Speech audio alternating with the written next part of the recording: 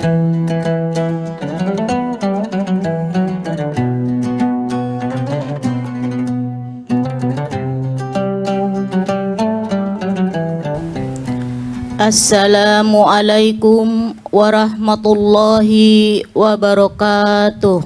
Waalaikumsalam warahmatullahi wabarakatuh.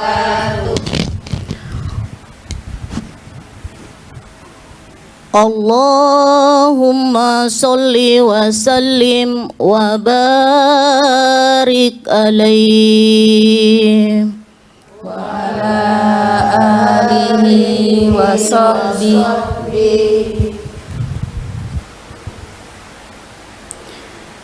Salatullah salamullah ala toha rasulillah. Salatullah salamullah ala yasin habibillah.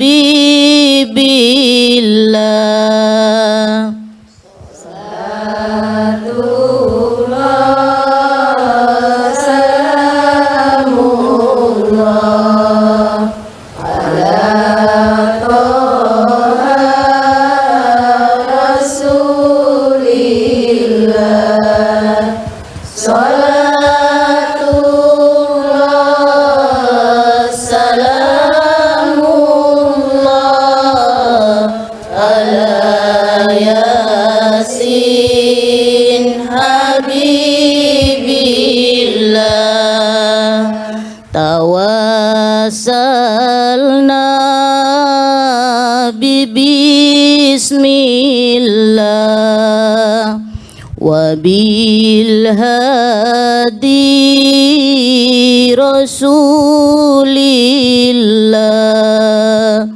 wa kulli mujahidilillah bi ahlil badri ya Allah. Salatullah salamullah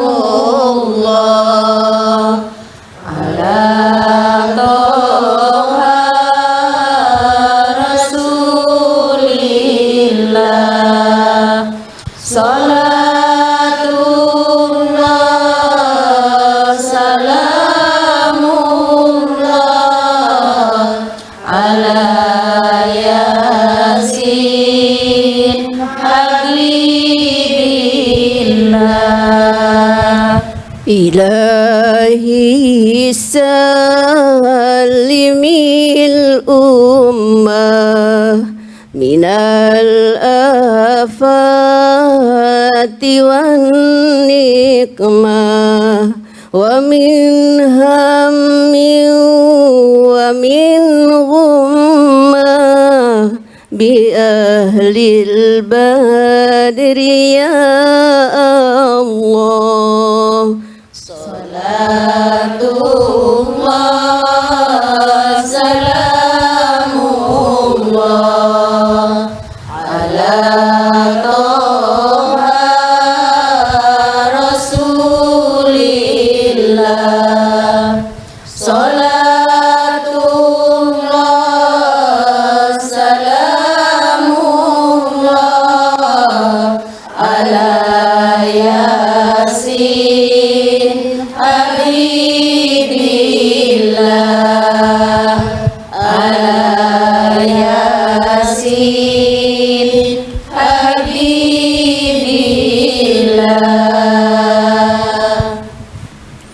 Assalamualaikum warahmatullahi wabarakatuh. Waalaikumsalam warahmatullahi wabarakatuh. Yarfa'illahu alladhina amanu minkum walladhina utul ilma darajat. Ayat mulia ini mengingatkan kita bahwa duduk di majelis ini bukanlah langkah biasa. Setiap duduk kita di sini adalah jalan yang Allah muliakan. Alhamdulillah, alhamdulillah, alhamdulillah. Yang sudah duduk cantik hari ini, yang datangnya tepat waktu, bahkan yang datangnya harus ditunggu. Serta para pendengar RRI dimanapun Anda berada. Hari ini Allah telah mempertemukan kita di program kesayangan kita, Risalah Ramadan, yang insya Allah penuh dengan keberkahan. Ramadan itu kalau tidak ketemu pengajian, rasanya kayak gimana ya? Ada yang kurang gitu. Ketemu pengajian, ketemu teman, ketemu guru, ketemu ilmu, dan dapat pahala, Masya Allah, itu adalah nikmat yang luar biasa. Alhamdulillah. Hari ini spesial sekali rasanya, karena Risalah Ramadan kali ini kita kedatangan ibu-ibu solihah Raudatul Majelis Taklim Raudatul Jannah Masjid Darul Furqon Serui. Dan yang lebih spesialnya lagi, hari ini kita juga kedatangan guru besar kita bersama, yang Masya Allah ilmunya begitu luas, akhlaknya yang begitu meneduhkan, dan yang penting lagi sanad keilmuan beliau sudah tidak diragukan lagi. Beliau adalah Al-Haj Al-Ustad Firmadi Saleh LC MPDI, pimpinan Markas Ahlul Quran Serui. Beliau adalah lulusan Universitas Al-Azhar Kairo, Mesir. Universitas yang sama-sama kita ketahui telah pun banyak melahirkan para ulama-ulama besar. Assalamualaikum Ustadz. Waalaikumsalam warahmatullahi wabarakatuh. Dan sepertinya spesial kita kali ini tidak sampai di sini, karena telah pun hadir bersama-sama kita di samping beliau yang biasa kita kenal uminya MAki.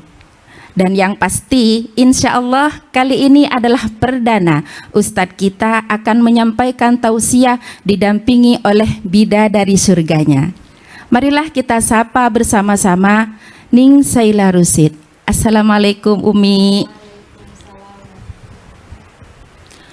Masya Allah ya Bu, Raudatul Jannah bisa menghadirkan beliau di antara kita pada hari ini. Sebelum lanjut, izinkanlah saya untuk berpantun lebih dahulu. Boleh ya ibu-ibu? Boleh. Izin ya Ustadz. Silakan. Bunga mawar, bunga berduri. Cakep. Bunga melati, harum mewangi. Cakep. Mari ngaji bareng Ustadz Firmadi dalam siaran RRI Kebanggaan Hati. Tanpa berlama-lama lagi, karena ibu-ibu pasti sudah siap menyimak, siap mencatat di dalam hati, dan siap pulang dengan ilmu Ramadan yang baru. Hari ini insya Allah Ustadz kita akan mengkaji sebuah ilmu yang bertema Nuzulul Quran. Mari sama-sama kita sambut Al-Mukarram Al-Haj Al-Ustad Firmadi Saleh LC MPDI. Kepada beliau kami persilahkan. Bismillahirrahmanirrahim. Assalamualaikum warahmatullahi wabarakatuh. Waalaikumsalam warahmatullahi wabarakatuh. Alhamdulillahi rabbil alamin, alladzi ja'ala al-Qur'ana lana fid dunya qarina wa fil qabri munisa wa fil akhirati syafi'a. Salawatu rabbi wa salamuhu ala sayyidil mursalin wa ala alihi wa sahbihi wa atba'ihi ajma'in, amma ba'du. Para pendengar RRI di mana saja berada, wabil khusus kepada Ibu Ketua dan seluruh anggota Majelis Taklim Raudatul Jannah yang saat ini membersamai kita di studio RRI. Semoga kita semua diberikan oleh Allah Subhanahu wa taala kesehatan dan keberkahan di sore hari ini. Kita sama-sama tahu bahwa apabila sesuatu itu amat sangat berkesan di dalam hidup, maka kita akan mengingatnya begitu lama. Kita akan bawa ingatan itu melintasi waktu demi waktu, tahun demi tahun, bahkan kadang sampai kita menua karena momennya amat sangat berkesan pada diri kita. Islam pun mengajarkan hal yang seperti itu. Maka kita mengenali setiap tahun itu ada momen-momen yang kita sebut dengan hari-hari besar. Sesungguhnya itu bukan hanya merupakan momen. Kita patut mempertanyakan kenapa setiap tahun ada seperti Maulid. Mengapa setiap tahun diperingati hari lahirnya Rasul? Mengapa setiap tahun mesti ada Isra Mi'raj? Termasuk pada kesempatan di bulan Ramadan ini, kenapa juga setiap tahun, setiap bulan Ramadan kita peringati nuzulul Quran? Jawabannya tidak lain adalah karena terlalu dalam kesan yang ditinggalkan. Begitu kita selalu mengingat hari lahirnya Nabi karena Nabi meninggalkan kesan yang begitu mendalamnya. Salah satu momen yang ditinggalkan beliau namanya Isra Mi'raj, perjalanan luar biasa itu. Maka kita mengenangnya setiap tahun. Di bulan Ramadan ini pun kita diberikan satu kesempatan untuk mengingat momen yang begitu berkesan terhadap Nabi Sallallahu Alaihi Wasallam. Lalu jawab pertanyaannya, kenapa kita mesti mengenang momen ini? Jawabannya, Nabi Sallallahu Alaihi Wasallam itu banyak melalui hal-hal yang berkesan, tetapi bukan untuk dirinya sendiri. Nabi itu melalui setiap momen-momen yang luar biasanya, tentunya tidak lain adalah untuk kita umatnya. Jadi ketemu jawaban pertama mengapa kita mengingat-ingat mengenang nuzulul Quran ini sembari kita belajar makna dan hikmah di baliknya, karena ada momen dalam sejarah nuzulul Quran ini yang diselipkan oleh Tuhan, diselipkan oleh Allah Subhanahu wa taala untuk kita kenang dan kita ambil pelajarannya. Yang kedua, kita sesungguhnya tahu bahwa kita ini bukan makhluk dunia. Kita ini tinggal di dunia tapi bukan makhluk dunia. Makhluk dunia itu seperti sapi, kerbau, kambing, ayam, itu makhluk dunia. Mereka datang lahir di dunia ini, begitu mereka mati selesai urusan. Dan kita tidak seperti itu. Makanya ada kalimat yang kadang kita harus tidak setujui bersama. Harus tidak setuju bersama. Kalau kita mengantar jenazah lalu dikatakan, mari kita antar ke tempat peristirahatannya yang terakhir. Bagi saya tidak mau istirahat terakhir di kubur. Kenapa? Saya bukan datang dari kubur. Saya datang dari satu tempat, satu kampung halaman yang luar biasa indahnya, namanya surga. Di sanalah dulu kampung nenek kita. Di sanalah dulu kampung Nabi Adam alaihissalam yang menjadi cikal bakal kelahiran kita semua. Dan namanya pulang kampung, alangkah indahnya bila kita bisa kembali ke tempat yang tepat. Tidak mungkin orang Jawa pulang kampungnya ke Sulawesi. Yang tepat baru terasa nikmat. Karena itulah kita dalam rangka pulang kampung yang benar ini ke tempat yang seluruh manusia menginginkan itu, tempat yang namanya mungkin bisa berbeda-beda. Di Arab disebut jannah, di barat disebut heaven, kita menyebutnya surga, tetapi semuanya orang rindu pulang ke sana. Supaya bisa ke sana, maka Tuhan Allah Subhanahu wa taala mengutus orang yang memberikan kabar kita kepada tempat itu. Kalau mau ke sana, lewatnya lewat sini. Lewat jalan-jalan ini yang harus kamu lakukan, ini yang harus kamu katakan, itu mengantarkanmu ke dalam surga.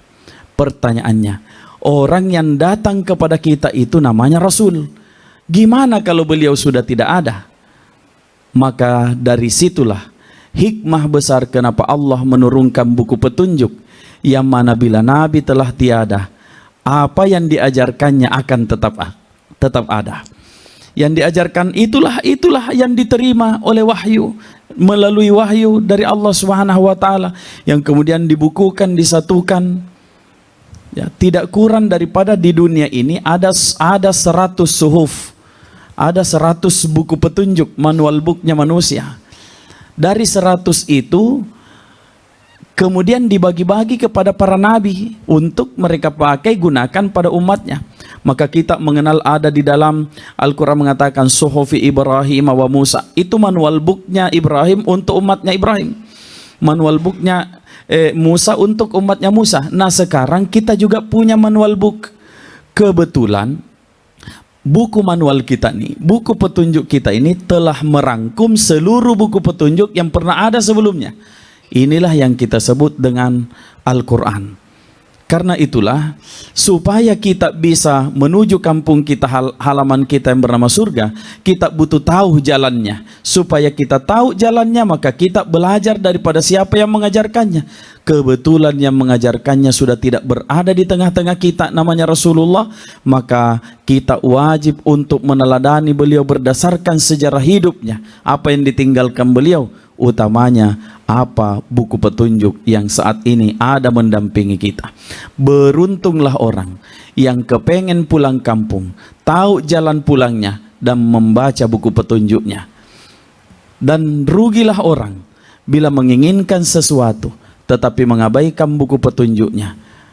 Maka bisa jadi disitulah terjadi adanya satu kebenaran yang menurut dirinya sendiri. Mengapa demikian? Karena tidak melihat dengan jeli bagaimana kebenaran menurut Allah yang maha benar. Jadi momen nuzulul Quran ini adalah momen terbaik untuk kita kembali mengenang betapa berkesannya satu peristiwa yang hanya terjadi semalam tetapi tidak cukup diceritakan dalam waktu semalam. Kejadiannya kurang dari 1 malam, tetapi bila mau diceritakan hikmah tidak akan cukup hanya dengan 1 malam. Karena itu apalagi kesempatan singkat ini seperti Risalah Ramadan, itu tentunya tidak akan cukup. Tapi saya tahu ada beberapa hal yang mengganjal dalam ingatan kita, dalam benak kita. Itu mari kita sama-sama gali guna menemukan mutiara-mutiara hikmah dari peristiwa nuzulul Quran ini. Barangkali demikian. Terima kasih. Assalamualaikum warahmatullahi wabarakatuh. Waalaikumsalam warahmatullahi wabarakatuh. Masya Allah. Nah, ibu-ibu, supaya ilmu yang kita dapat hari ini makin mantap, makin nempel di hati, dan makin bisa diamalkan di rumah nanti, insya Allah kita lanjutkan dengan sesi tanya jawab. Silahkan ibu-ibu yang ingin bertanya, tidak usah ragu, tidak usah malu, anggap saja ini curhat sama Ustadz, ngobrol santai gitu. Nggih Ustadz? Baik. Karena yang bertanya itu bukan hanya kita belum tahu, tapi sebenarnya karena kita mau belajar. Mari ibu-ibu, silahkan. Assalamualaikum warahmatullahi wabarakatuh. Waalaikumsalam warahmatullahi wabarakatuh. Nama saya Ibu Hasanah, izin bertanya Pak Ustadz. Ayat yang pertama turun kan Iqra. Mengapa di Al-Quran tertulis justru yang pertama Al-Fatihah? Mohon penjelasannya Pak Ustadz. Terima kasih. Wassalamualaikum warahmatullahi wabarakatuh. Waalaikumsalam warahmatullahi wabarakatuh. Baik, pertanyaan yang sangat jeli. Ini kan setiap hari kita baca, setiap hari kita buka. Begitu kita buka surah yang pertama, surat Al-Fatihah. Tetapi begitu kita bicarakan sejarahnya, justru yang turun pertama adalah Iqra. Mari kita jawab, kenapa Iqra pertama diturunkan, tapi Fatihah yang pertama ditulis? Harusnya kan sesuai urutan dong. Gitu kira-kira. Penting untuk kita ketahui para pendengar sekalian, ibu-ibu Majelis Taklim Raudatul Jannah bahwa urutan turunnya Al-Quran itu tidak berurut-urut surah. Bahkan dalam satu surah pun kadang hanya sepenggal-sepenggal. Termasuk Iqra itu. Dia hanya turun ayat 1 sampai 5, ayat 6 dan seterusnya itu turun jauh sekali jaraknya. Begitu juga dengan suratul Fatihah. Sangat jauh jaraknya suratul Fatihah. Tetapi mengapa kemudian disepakati oleh seluruh sahabat untuk merangkum Quran memulainya dari Al-Fatihah? Karena penyusunan Quran tidak didasarkan pada urutan turunnya, tapi penyusunan Quran didasarkan pada cara Nabi membacanya. Jadi urutan bacaannya Nabi itulah yang diabadikan. Jadi Al-Quran yang kita punya sekarang dengan urutan suratul Fatihah, lanjut surah Al-Baqarah, itu bukan urutan Quran menurut sejarah turun, tetapi itu urutan Al-Quran menurut cara bacanya Nabi. Jadi Nabi itu kalau membaca, ya mulai dari atas atau dari depan ke belakang. Makanya ini seringkali orang lupa sejarah ini mengaplikasikan, bahkan terkadang dilakukan juga oleh imam-imam sholat. Nabi pernah membaca di dalam sholat surah yang belakangan di rakaat pertama, lalu surah yang di depan di rakaat kedua. Nabi pernah begitu. Cuma Nabi melakukan itu ketika Quran belum disusun dan diurutnya sendiri. Tapi setelah Rasulullah mengurut bacaan Quran berdasarkan suratul Fatihah terus sampai An-Nas, tidak pernah Nabi memimpin sholatnya membaca dari belakang ke depan. Pasti membaca sesuai urutannya. Jadi sesuai urutan itulah yang diabadikan sekarang menjadi mushaf Al-Quran di zaman kita ini sampai sekarang. Begitu kira-kira. Terima kasih. Selanjutnya ibu-ibu, mari. Bismillahirrahmanirrahim. Assalamualaikum warahmatullahi wabarakatuh. Waalaikumsalam warahmatullahi wabarakatuh. Perkenalkan, nama saya Ibu Sukma. Izin bertanya Pak Ustadz, kami mau tahu bagaimana cara Nabi menerima wahyu dan proses kejadiannya seperti apa jika ada ayat turun. Mohon penjelasannya, terima kasih. Wassalamualaikum warahmatullahi wabarakatuh. Waalaikumsalam warahmatullahi wabarakatuh. Ya, baik. Bagaimana sih sebenarnya itu proses turunnya? Bagaimana momen kejadian ketika Nabi lagi terima wahyu? Ibu biasa terima WA. Kalau ibu biasa terima WA, tiba-tiba HP lagi di kantong, tiba-tiba bunyi, ting ting. Ibu langsung tahu, oh ada WA masuk. Nabi terkadang menerima WA melalui notifikasi suara. Ya, kalau di dalam sejarah disebut seperti gemerincing bunyi lonceng yang kadang didengar Nabi tidak didengar sahabat, kadang didengar sahabat tapi Nabi meresapi langsung ayat yang diturunkan, kadang didengar bersama saking kerasnya. Itu satu.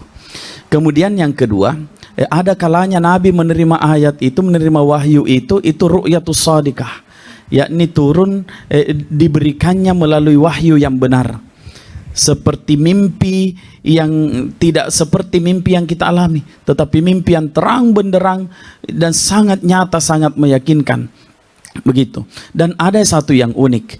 Ada satu momen di mana Sayyidina Umar mengatakan, idza anzala ilaihil wahyi, apabila Rasulullah itu diturunkan wahyu, sama'a fi wajhihi, terdengar suara dari wajahnya. Coba diperhatikan baik-baik. Ketika Nabi menerima wahyu, ayat itu sedang turun kepada Nabi, terdengar suara di wajahnya kana kadawi nakhli, seperti bunyi gemuruh lebah. Seperti gemuruhnya lebah itu, begitu toh. Itu terdengar di wajahnya Nabi tuh.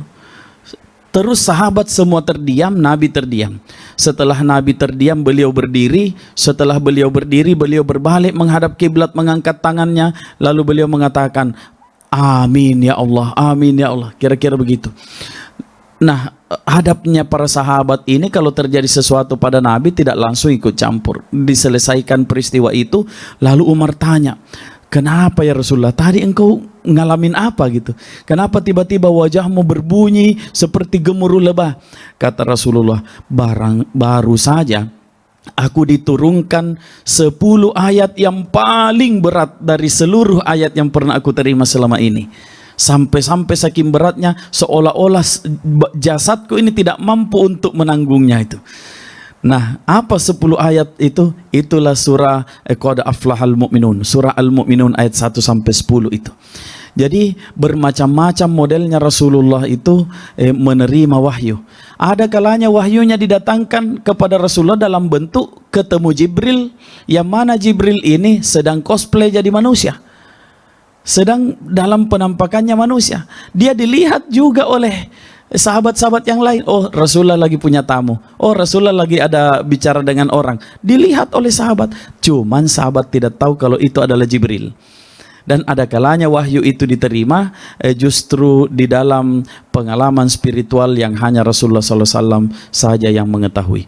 Barangkali begitu, akan sangat panjang kalau sejarahnya, tetapi inilah yang kita ketahui bahwa model-modelnya Nabi menerima wahyu itu kadang seperti notifikasi, kadang terima langsung, kadang berupa penjermaan, kadang juga berupa pengalaman spiritual dan lain sebagainya. Barangkali begitu. Terima kasih. Bagaimana ibu-ibu? Lanjut? Mari silahkan yang lain ibu-ibu. Assalamualaikum warahmatullahi wabarakatuh.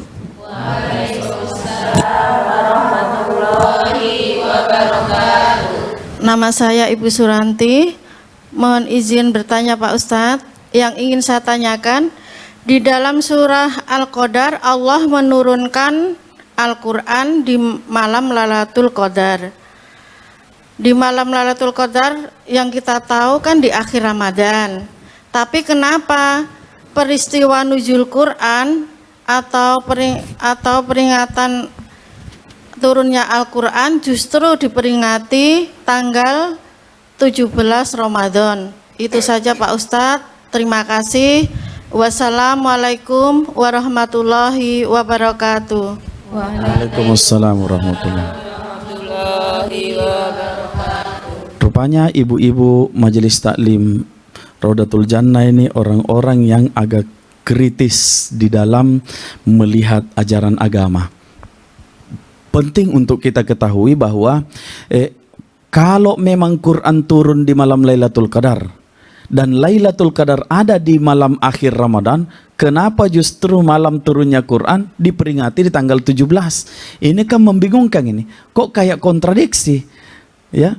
Jadi penting untuk kita ketahui mengapa nuzulul Quran itu kita peringati momennya sebagai momen turunnya Quran, sebab itulah momen pertama kali Quran itu menyentuh alam dunia ini.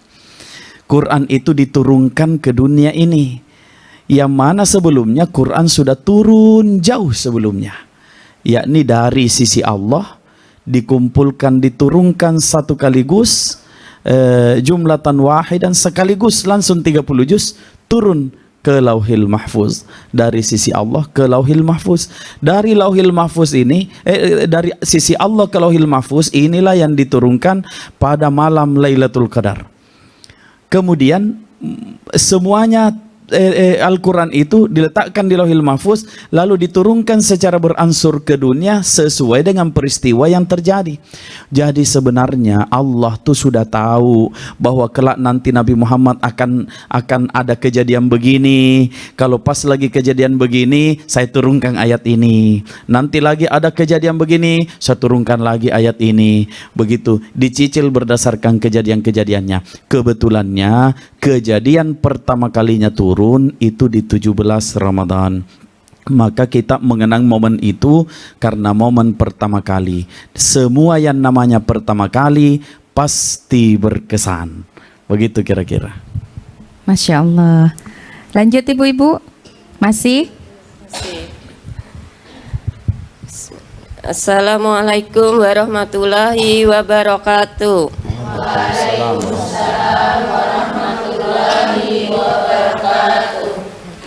Nama saya Ibu Sunarmi, izin Pak Ustadz. Saya pernah merenung, gimana ya Pak Ustadz, kira-kira seandainya Al-Quran tidak pernah turun, begitu Pak Ustadz. Wassalamualaikum warahmatullahi wabarakatuh. Waalaikumsalam warahmatullahi. Ya, sudah saya duga ibu-ibu ini kritis. Ini namanya pikiran imajinasi liar nih. Bagaimana kalau Quran tidak pernah turun? Gimana kalau Al-Quran tidak pernah turun? Ibu bisa bayangkan gimana kalau HP tidak pernah dibikin? Ibu bisa bayangkan gimana kalau listrik tidak pernah ditemukan?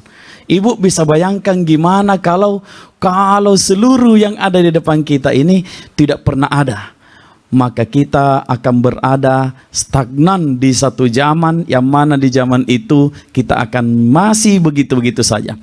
Dulu ibu-ibu sekalian kita pernah jahiliyah. Dulu kita pernah berada di zaman yang sangat hitam, sangat gelap. Kalau Quran tidak turun, maka kita akan tetap di zaman itu sekalipun waktu terus berubah. Mungkin di zaman jahiliyah itu dulu 1440 tahun yang lalu, tapi seandainya tidak ada Al-Quran, 2026 pun akan tetap disebut zaman jahiliyah. Kemudian seandainya ibu sudah bisa tahu, seandainya Al-Quran tidak pernah turun, maka jangan harap kita siaran pada saat ini. Sebab algoritma yang ditemukan oleh Al-Khawarizmi itu inspirasinya dari Al-Quran. Ilmu kebidanan itu inspirasinya dari Quran. Ilmu aljabar dan matematika inspirasinya dari Quran. Ilmu penerbangan itu inspirasinya dari Quran. Dan ilmu-ilmu geografi, evaporasi air laut jadi air hujan, dan seterusnya. Segala bentuk itu dikajinya dari Al-Quran. Kalau seandainya Quran tidak ada, maka kita akan terus hidup bodoh, menganggap ini mungkin datanya dari Zeus, Tuhan yang menguasai petir. Ini mungkin datanya dari dewa ini, dari dewa itu, dan lain-lain sebagainya. Kita akan mungkin mengatakan, wah besar sekali matahari ini, mungkin itu Tuhanku. Persis seperti Ibrahim dulu sebelum beliau menjadi nabi. Kira-kira begitu ibu. Kita akan jauh lebih gelap lagi seandainya Quran tidak ada. Terima kasih. Ini baru HP. Seandainya HP yang tidak turun, apalagi dengan Al-Quran, sudah bisa kita bayangkan. Masya Allah, tidak ada pertanyaan yang tidak bisa dijawab oleh guru besar kita. Kalau begitu, satu kesempatan lagi ibu-ibu, mari keluarkan apa, tanyakan apa yang mau ibu tanyakan. Silakan ibu-ibu, satu kali lagi. Assalamualaikum warahmatullahi wabarakatuh. Waalaikumsalam. Nama saya Ibu Karmila. Saya mau bertanya Pak Ustadz. Saya suka membaca terjemahan Al-Quran. Kira-kira membaca terjemahan Al-Quran, apakah saya bisa memahami? Sekian, terima kasih. Wassalamualaikum warahmatullahi wabarakatuh. Saya lanjut. Ya, baik. Kira-kira inti pertanyaannya adalah hobi membaca Quran dan terjemahannya itu apakah sudah cukup untuk kita jadikan Quran itu sebagai pedoman? Jawabannya kalau bicara cukup untuk yang bisa diketahui saat dibaca. Saya ulangi, cukup membaca terjemahannya untuk mengetahui yang sudah jelas di dalam Quran kalau dengan hanya membaca terjemahannya. Tetapi kita butuh berguru kepada orang yang lebih paham tentang Quran itu. Karena Quran itu seringkali berbicara A, tapi maknanya bukan A. Seringkali bicara B, tetapi maknanya justru A. Saya kasih contoh, bagaimana terjemahan itu sangat berbeda dengan makna yang sebenarnya. Di dalam Al-Quran, ayat pertama juz 5, itu ada potongan ayat bunyinya begini.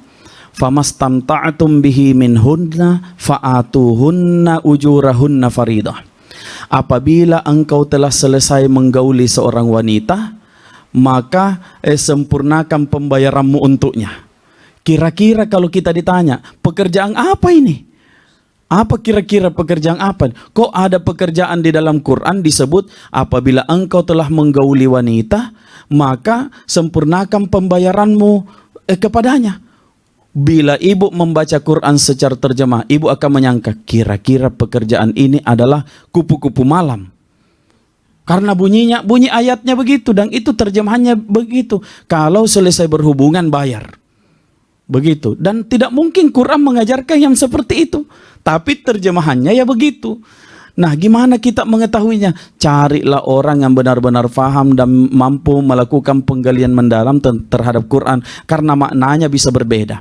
Saya kasih jawabannya. Apa maknanya yang demikian? Seorang perempuan apabila ingin dinikahi, jaminan bagi perempuan adalah mahar. Perempuan tidak akan rugi karena ada mahar. Selain itu, kata Al-Quran, wa'atun nisa sadaqatihinna nihla, kepada perempuan itu kasih dong pemberian yang berharga. Makanya ada konsep seserahan, uang panai, dan lain-lain sebagainya. Itu namanya nihla dalam Quran. Itu bagi perempuan. Sekarang apa jaminan bagi laki-laki? Kalau ternyata laki-laki setelah menikah mendapati ternyata istrinya sudah tidak suci lagi. Apa jaminan bagi laki-laki kalau ternyata setelah akad nikah istrinya kabur di bawah mantannya? Ya? Apa jaminan bagi laki-laki? Ayat ini yang menjamin. Ya. Kalau dibaca terjemahannya, apabila engkau telah selesai menggauli wanita, maka serahkanlah berikanlah pembayaranmu, sempurnakan pembayaranmu untuk. Ayat ini menjamin keamanan untuk laki-laki, memberikan jaminan keadilan pada laki-laki, karena laki-laki ketika melakukan akad nikah, bila dia menyetujui mahar 100 juta, maka yang wajib dibayarkan oleh laki-laki saat akad nikah hanya 50 juta. Saya ulangi, bila mahar 100 juta, yang wajib dibayar laki-laki hanya 50 juta. 50 jutanya lagi jaminan keadilan bagi perempuan, bagi laki-laki. Seandainya setelah menikah, si laki-laki ternyata menemukan ternyata istrinya sempurna, sesuai dengan yang dia bicarakan, tidak ada aib yang disembunyikan dan dia menerima, barulah disempurnakan pembayarannya. Begitu. Tapi kalau ternyata waktu dulu dia melakukan al-ta'aruf, dia mengatakan, tenang, saya ini bersih. Tenang ini, saya tidak pernah pacaran, saya tidak punya mantan dan lain sebagainya. Begitu selesai menikah, malam pertama belum sempat berhubungan, dibawa lari oleh mantannya. Maka jaminan laki-laki tidak wajib membayar 50 juta yang tersisa itu. Itu yang dimaksud apabila selesai berhubungan, sempurnakan pembayaran. Nanti selesai berhubungan dan tidak menemukan kecacatan, barulah disempurnakan pembayaran mahar itu. Jadi jauh sekali. Ada ayat dikiranya pekerjaan kotor. Padahal itu ayat tentang jaminan laki-laki terhadap maharnya. Itu. Kalau ibu mengatakan, wamra'atuhu hammalatal hatab, dan istrinya Abu Lahab si pembawa kayu bakar, ibu akan mengira nanti kerjaannya istrinya Abu Lahab betul-betul bawa-bawa kayu bakar. Padahal makna si pembawa kayu bakar itu provokator. Di mana-mana dibakar, di sini dia udah bakar lagi. Kau tahu Muhammad tuh begini, kau tahu Muhammad tuh begini. Dan lebih lagi ada ayat Al-Quran yang memang harus ditakwil. Misalnya kita mengatakan yadullah fauqa aidihim, tangan Allah berada di atas tanganmu. Mana ini? Karena kita tidak bisa maknainya zahiriyah. Allah bersemayam di atas arasy, jangan dibayangkan seperti duduknya kita di atas kursi dan lain-lain sebagainya. Jadi silahkan membaca terjemahan bila itu berkenaan dengan hukum-hukum yang sudah jelas, bila itu mengandung nasihat-nasihat atau kisah-kisah, silahkan. Tetapi bila ingin mendalami makna sebenarnya, sebaiknya bertanyalah atau carilah guru. Kira-kira begitu. Terima kasih. Masya Allah, luar biasa. Tabarakallah. Sepertinya dengan jawaban dan penjelasan yang telah Ustadz sampaikan, nampak sekali wajah puas hati di wajah ibu-ibu Rodotul Jannah. Puas toh ibu-ibu? Alhamdulillah. Terima kasih sebesar-besarnya kepada Ustadz Firmadi Saleh atas ilmu, nasihat yang insya Allah akan senantiasa menjadi pengingat yang begitu menyejukkan hati kita semua. Semoga apa yang kita dengar hari ini tidak hanya berhenti di telinga, tapi turun ke hati dan bisa kita amalkan dalam kehidupan kita sehari-hari. Amin. Kami juga mengucapkan terima kasih kepada seluruh ibu-ibu Majelis Taklim Rodotul Jannah yang telah meluangkan waktu untuk hadir. Semoga langkah ibu-ibu hari ini diganti Allah dengan pahala yang berlipat. Baiklah, Sebelum kita akhiri risalah Ramadan pada hari ini, mari sama-sama kita berdoa dengan dipimpin oleh Ustadz Firmadi Saleh, LC MPDI. Silakan Ustadz. Mari kita sama-sama bermunajat kepada Allah. Semoga kegiatan kita ini mendapatkan keberkahan. Amin. A'udzubillahi minasyaitonirrajim. Bismillahirrahmanirrahim. Alhamdulillahirabbil alamin. Allahumma shalli wa sallim ala sayyidil mursalin sayyidina Muhammad wa ala alihi washabihi ajma'in. Allahumma ighfir lil mu'minina wal mu'minat wal muslimina wal muslimatil ahya'i minhum wal amwat innaka sami'un qaribun mujibud da'wat ya qadiyal hajat ya ghafiruz dzunub ya arhamar rahimin. Allahumma arhamna bil Qur'an waj'alhu lana imama wa nuran wa hudan wa rahmah. Allahumma dhakkirna minhu ma nasina wa 'allimna minhu ma jahilna warzuqna tilawatahu ana al-laili wa atrafan nahar. Allahumma ya Allah arinal haqqa haqqan warzuqna ittiba'ah wa arinal batila batila warzuqna ijtinabah. Rabbana atina fid dunya hasanah wa fil akhirati hasanah wa qina adzabannar walhamdulillahi rabbil alamin. Alhamdulillahirabbil alamin. Akhir kata, saya selaku MC mohon maaf apabila selama memandu acara ada kata-kata yang kurang berkenan. Wabillahi taufik wal hidayah. Assalamualaikum warahmatullahi wabarakatuh.